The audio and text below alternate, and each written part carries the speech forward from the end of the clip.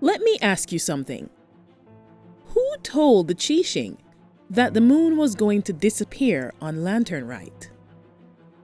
Who already knew that the shadow moon was going to fade away in a shower of wishes? Or who pointed Lu Shangshang, the unfortunate fledgling archaeologist, in the direction of the chasm antique finds? And surely one cannot organize and plan an antique expo that quickly, right? Which means someone knew the false moon was going to be on its way out a little while before it happened. And it seems it could have been Heaven's Star.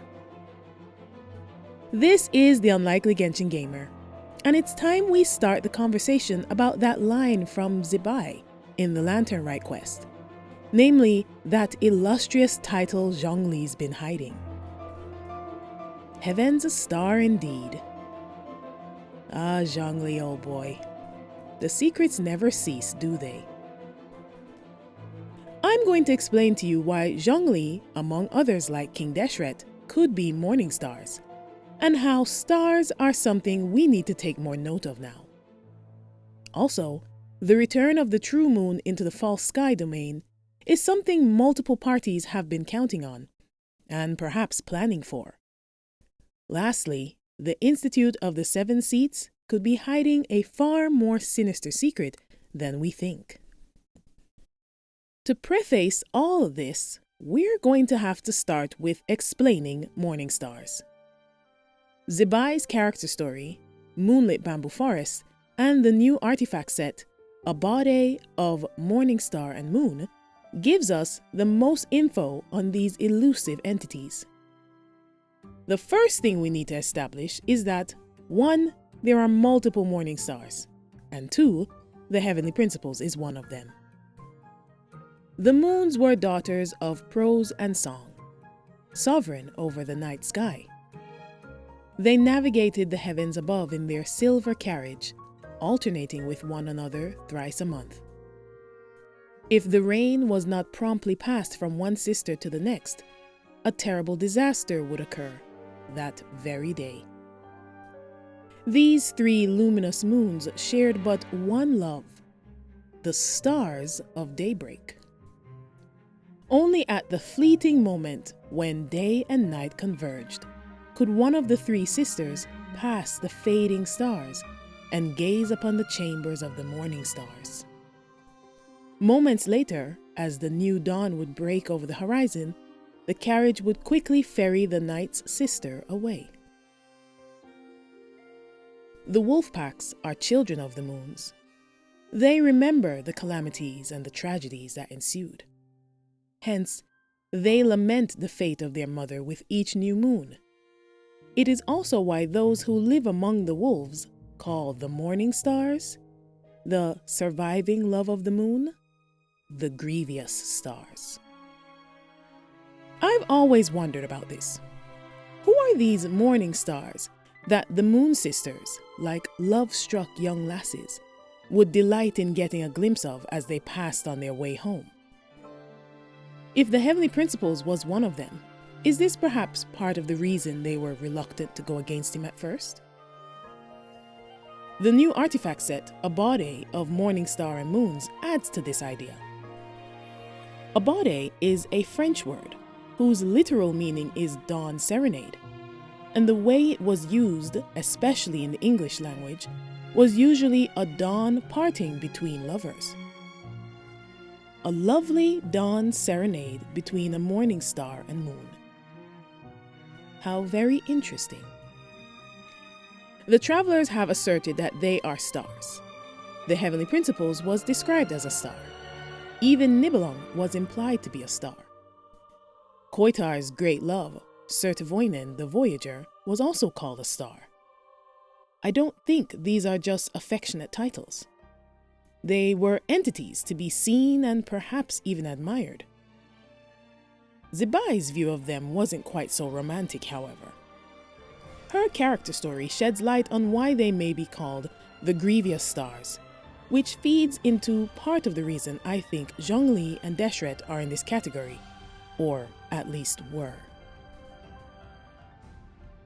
For reasons unknown, the shadow of a king, that shade of time, placed before Zibai a crest engraved with the sigil of the moons.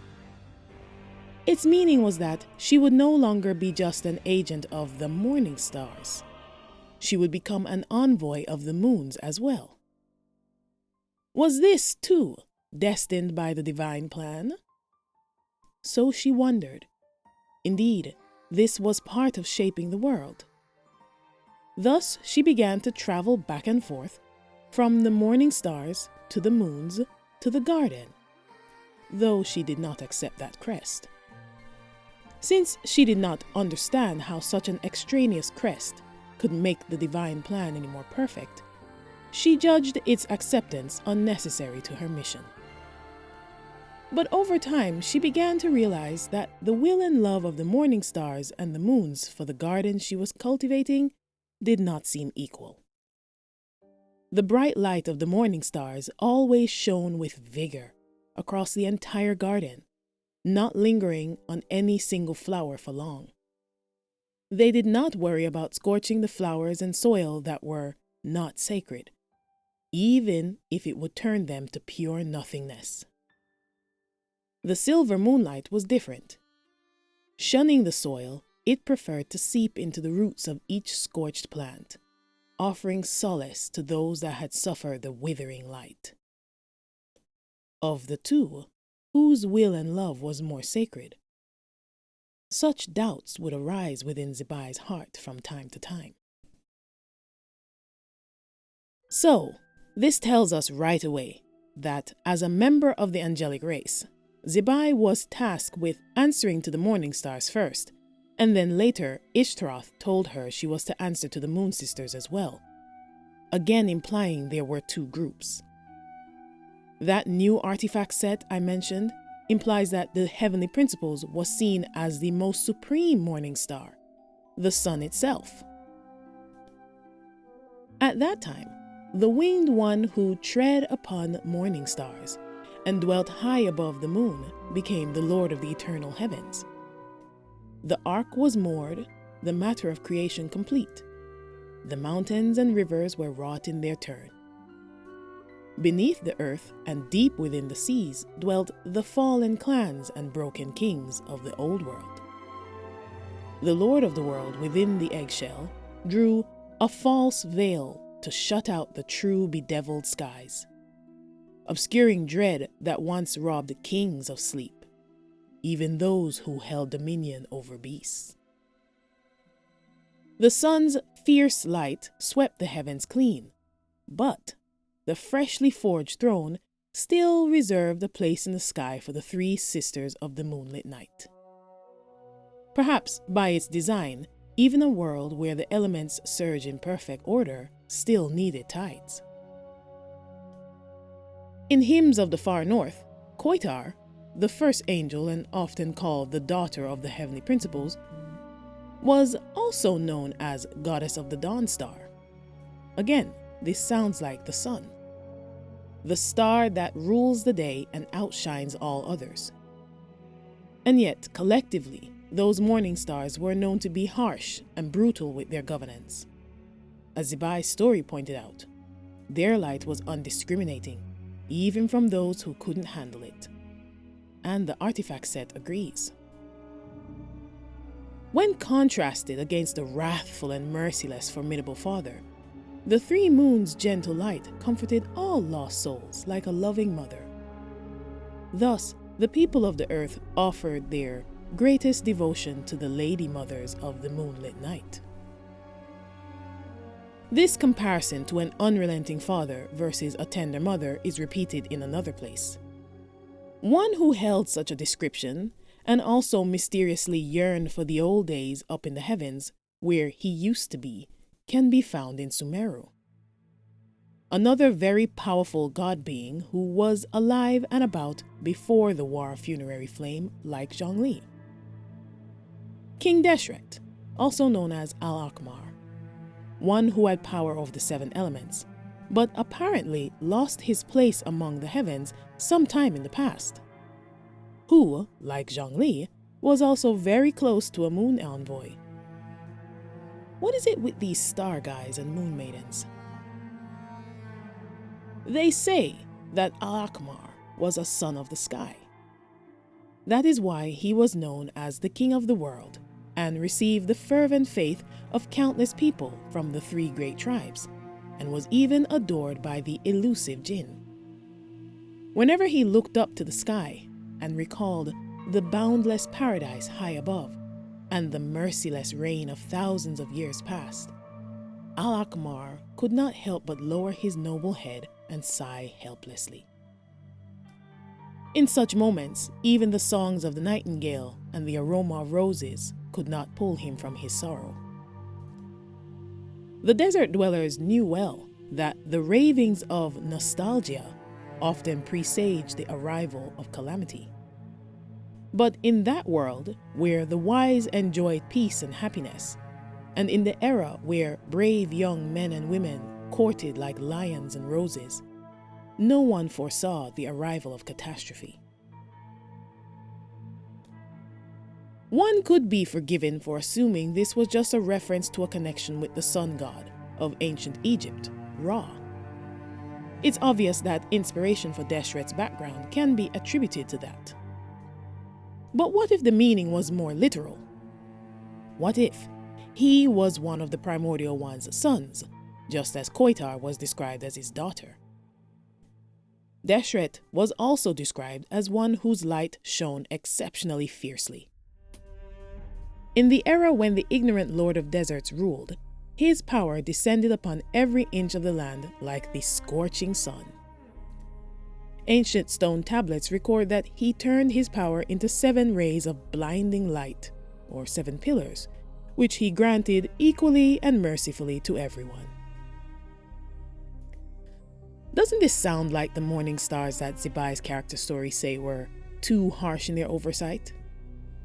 If he, like Qoitar, was punished for some deed and demoted, though not as severely, then perhaps Al-Akmar is indeed an old Morningstar. And speaking of demoted beings, all these things seem to apply to Zhongli as well. Remember that age-old theory in the community about how the specific Chinese wording that was used to describe Zhongli having descended in records of Zhuoyan Karst is more akin in meaning to demoted. He also was tremendously powerful in those early days before the funerary war, such that Zibai wondered how he wasn't of the angel race when she first saw him. And of course, there is that interesting line in the quest and her character story. Quite a point-blank title if you ask me. As for whether he fits the scorching description, well, funny enough, Zhongli was described as a brute by both Guizhong and Venti, and there are records of his earlier, harsher nature. They say that when Lioef first arose, Rex Lapis once walked the land with a sword hewn from jade. Despite the constant wear and tear of age, the jade edge, so bathed in blood, still retained a polished sheen as if brand new. The blood was washed away in the rain of 1,000 years, but the thoughts and grudges that gathered about it could not be so easily eliminated. I've cited this excerpt before, but I'll say it again. To roam the countryside with a sword that was always bathed in blood sounds less like a benevolent mother to me and more like one of the brutal Morningstars whose oversight could be seen as too much. The archaic Petra artifact set builds on this. It is said that during the years when gods contended against one another, Rex Lapis's aspect was that of boundless slaughter. In those god-eat-god battles, one could never have ascribed gentleness to him. He knew right from wrong and never missed his mark. In those days of tumult, he would show no mercy, even to friends turned foes. Rex Lapis's stone-cold expression never once changed throughout that storied age. They say that only when the dust settled did he lay down that unmovable visage. But it had been necessary, for he had donned it to fulfill a contract. Perhaps his history as a star didn't weigh on him as heavily as Deshret's. But it seems the merciless aspect could be found in him as well, even as times changed. So, with all this info, let's look at things from another angle. What are Morningstars in real life? Answering this question may bring some clues. Morningstars seem to be stars that are bright enough to be seen even when the sun isn't completely tucked away for the night. These two achievements name supposed evening and morning stars from the time of the ancient Greeks. Incidentally, they are the same celestial body, but in the past, the Greeks believed them to be separate. However, these celestial entities aren't real stars. They're planets within the solar system, like Venus and Mercury, that shine brightly because of reflected light. And what's the name of Zhongli's burst but planet befall? A meteorite can sometimes be mistaken for a morning star too, because of how they shine before entering the atmosphere. So it seems to me that Tevat could possibly have a thriving solar system with other planets and asteroids out there, all with personifications, which were largely destroyed or demoted in the funerary war that messed up everything. If Zhongli was a morning star, someone with connections to the old ways, perhaps this is why he seems to be the non-Fatui entity closest to the Tsaritsa. Why his gnosis is the only one that was taken amicably, with a secretive deal attached to boot. And just as food for thought, what if a part of that deal was that the true moon was going to be brought back, giving him a chance to rescue a dear friend? That way, the old sun can get his way without actually getting his hands dirty. What if that's why he seemed to know beforehand that the moon was going to disappear, so he could get things ready? The one thing that is actually certain right now is that there is more to Zhongli than meets the eye, and he's working hard to keep these secrets under wraps. But then another question has come to mind. Who else knew beforehand about the project to bring back the moon? Does Varka? It's rather interesting that he's now ready to go home now that the moon is back inside the false sky. And in the trailer for the Welkin moon, he said he was here for the moon. Was that perhaps literal? When was it that Varka left on his expedition again? Oh yeah, just a little before the traveler woke up. Just like how the Fatui operations around the world started around the same time. Who's helping who though? Did Venti send him on this mission, which has supposedly culminated in Nodcry with the birth of the Welkin moon? Or is it more connected to Boreas and Koitar? Is it possible the Knight of Boreas will gain more power if the moon that is the source of the wolves' power is back?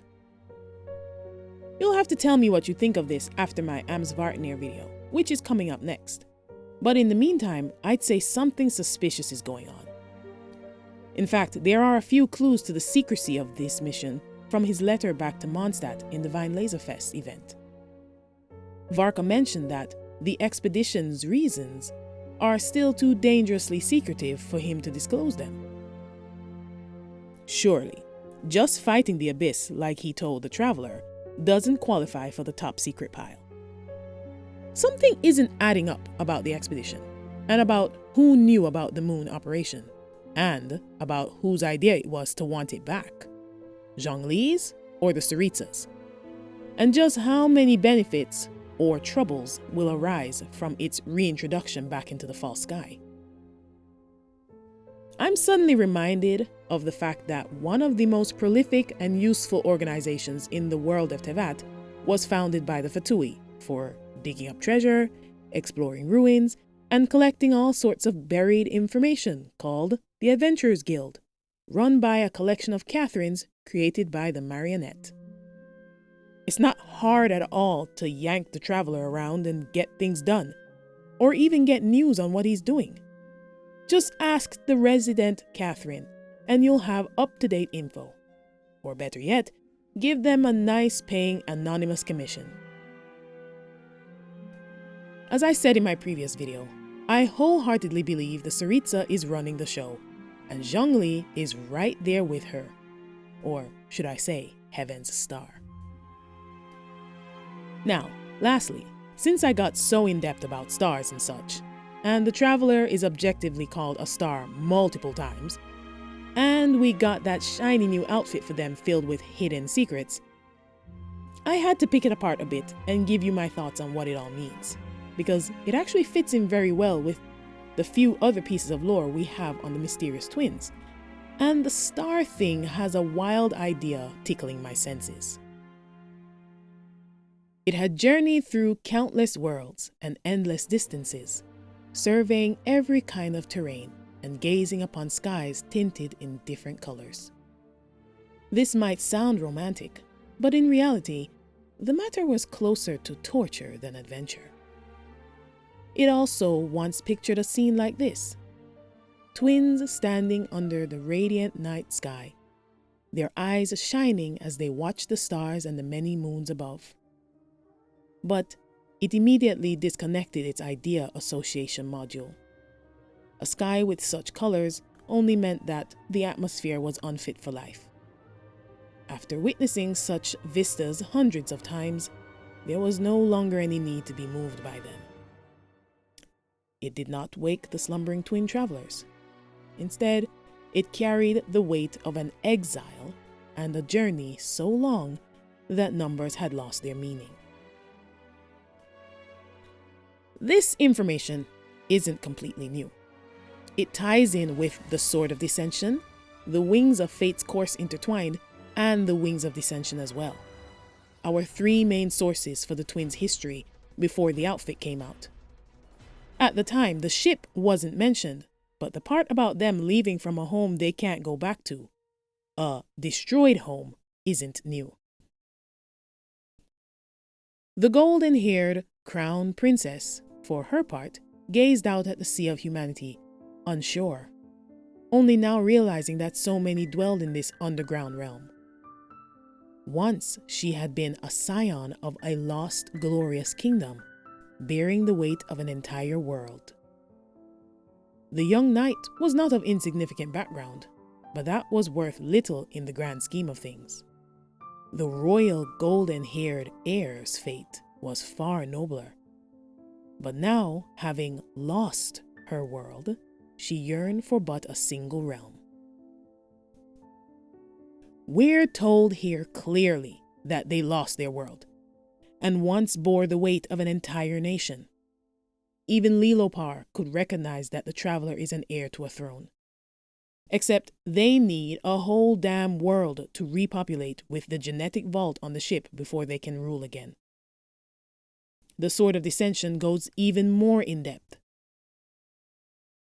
When this sword was last drawn, humankind was trying to preserve a doomed world. That world was their last and only home. This sword was drawn to defy that fate of destruction, but to draw steel against the law of the universe, that all who exist must one day perish. Surely, it must have seemed the height of folly. But really, when one is faced with such a final fate, when up against the star-devouring darkness, what weapon would be fitting for one to wield? It can only be a sword. If nothing else, it shall bear the memory of those who face their ends without fear. When you wield this sword, you search for the answers hidden within this world. In this world, such a weapon may be used without any problem. Not for the fact that the universe casts no shadows here, and certainly not simply because it suits this world's aesthetics, but because this search is perhaps why you descended to this realm in the first place.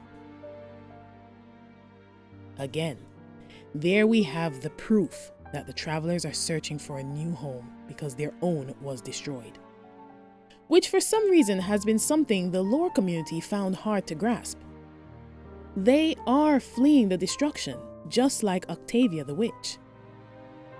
Their trusty ship has taken them to countless worlds already, and the traveler is always commenting about the differences or similarities between Teyvat and other places. Lastly, we have these faint memories of the ship's AI itself, it seems. These are the first and only hints of the travelers remembering anyone or anything else that came with them from their world. And it sounds like the one who put out the new outfits for them as they slept in their hibernation pods. Or maybe it could have been a living, breathing person who is gone now. Your journey will become very dangerous from now on. So that person told you. I don't know if this cloth will do anything to protect you, but it was indeed so. In your long journey, you have seen the birth and death of stars as they passed you by, scattering the darkness briefly before being consumed once more. This cloth will block neither heat nor cold, nor will it defend you from curses and ill will. But during long nights in Teyvat, you will sometimes throw it on and find it to be most useful indeed. But when you face a force enough to destroy one or even two worlds, you do not truly remember who it was who had treated the two of you ever so gently. You wish you could remember. When you face a boundless darkness or an all-consuming radiance. But that was one world ago. It makes you realize just how sad the traveler's existence has been while traveling all by themselves through the empty void. They literally only have each other. And to be clear, I don't think the traveler specifically lives very long. They've simply spent so much time in hibernation that over the thousands of years of travel, they've only been awake for collectively around 18 years, give or take. The betrayal of the other twin must really, really hurt.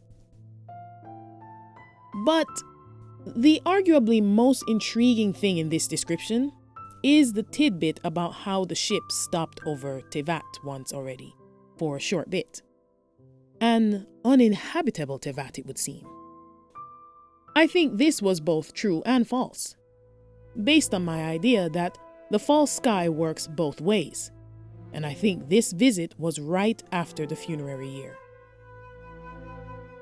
See, Alice has said now that because the false sky has been weakened, Teyvat is more detectable from the outside, which would imply that the false sky doesn't just show the people of Teyvat a star system that isn't real, it's showing passing travelers out there that there's nothing worth checking out at this spot. Sort of like the way Amphorius was designed in HSR. The people inside can't leave, and the people outside can't see it. Maybe what they see is a dying world, like this image from Skirk's teaser. And this theory of the two-sided false sky is corroborated by the description for the all-devouring narwhal boss. In the most fantastical stories, or outrageous lies, the stars found in the depths of the cosmos might be teeming with life, much like Teyvat, and the universe itself is akin to an ocean. Realistically speaking, however, if a profound universe full of life exists, why hasn't any of that life made contact with Teyvat? Maybe the universe has been constantly trying to infiltrate Teyvat. Or maybe a higher power created borders to protect this world. The Primordial One was really trying to find a cradle for humankind that was sealed off so completely that humanity could just perpetually thrive. Every time they get grown enough to consider going outside, they'd get reset, and the destruction, or anything else passing by, would just go on their merry way because there was nothing to see here. Thus, humanity would continue unthreatened forever and ever, even though it would potentially stagnate.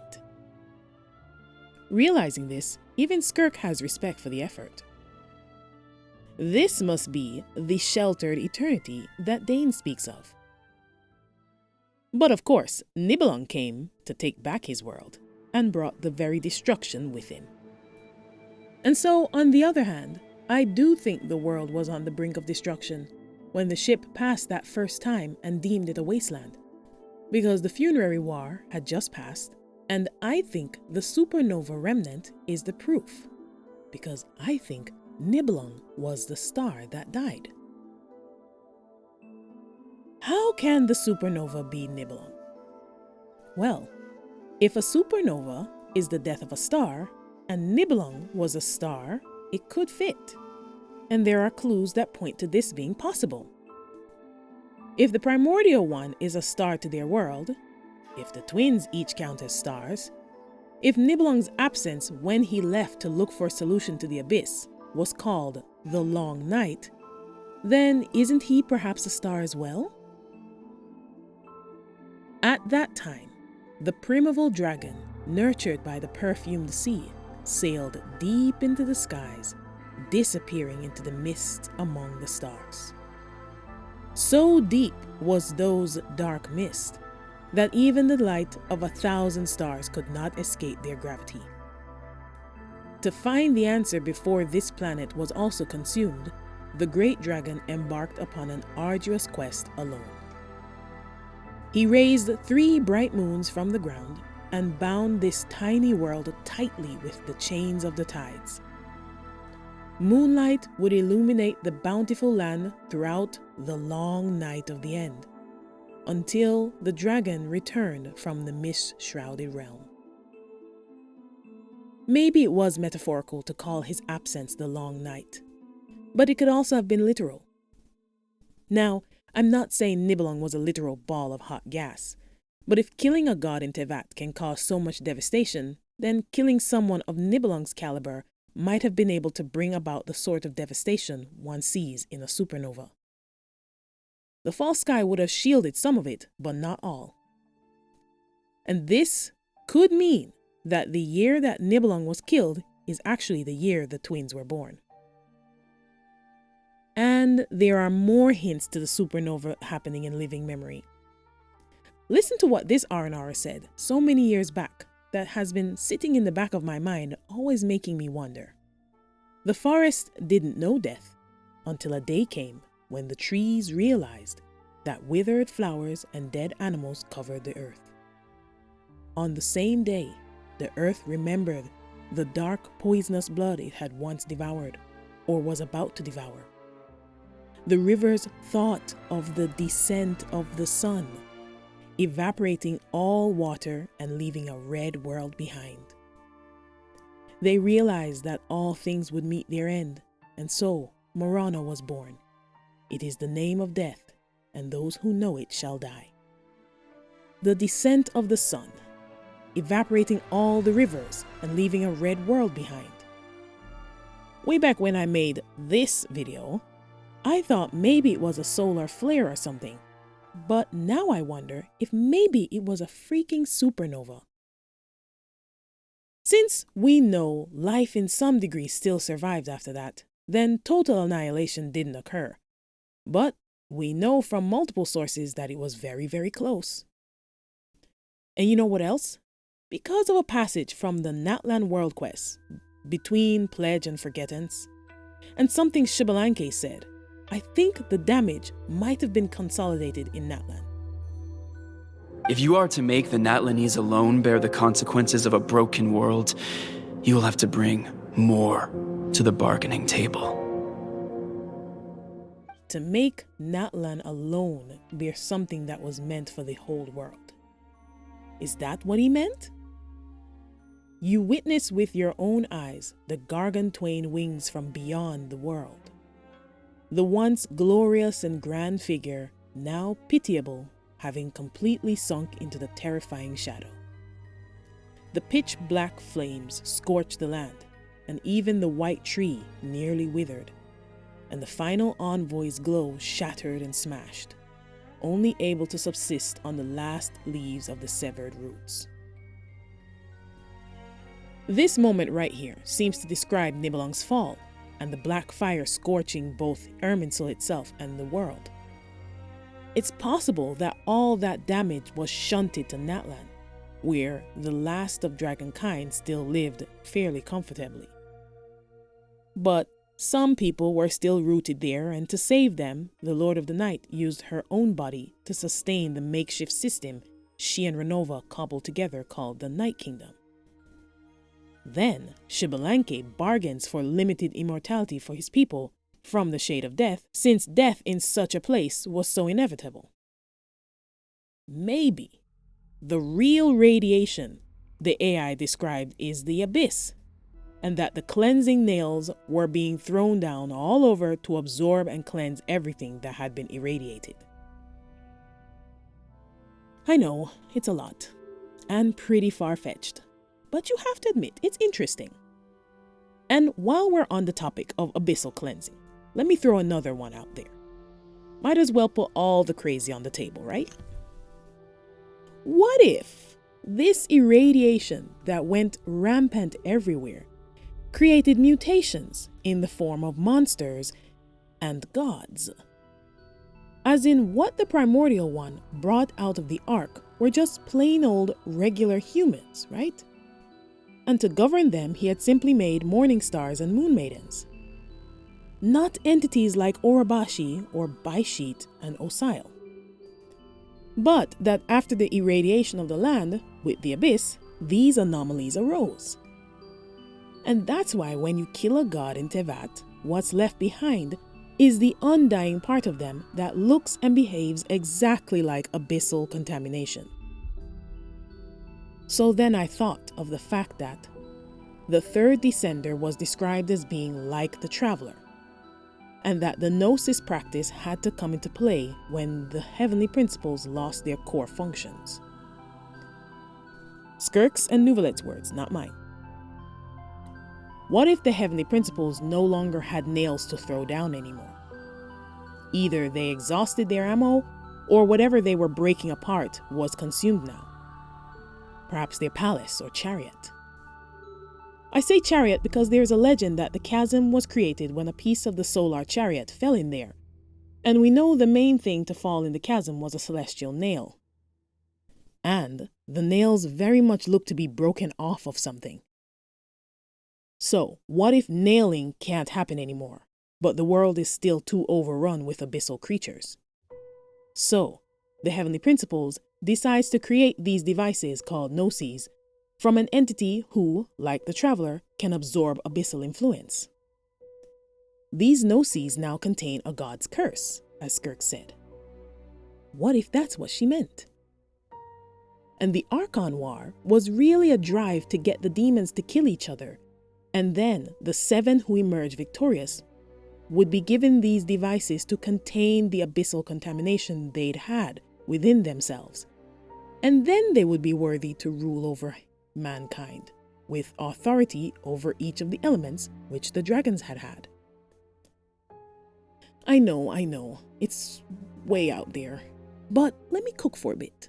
I don't know, something is just fishy to me about the fact that people who were supposedly created by the primordial one, as in the gods of Tevat, are able to generate abyssal contamination just because of their death.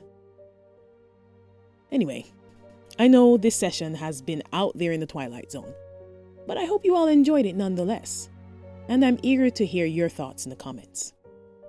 As always, please like, share, subscribe, and hype if you enjoyed, so I can keep doing this and my videos can spread to more viewers. And I'll see you guys in the next one.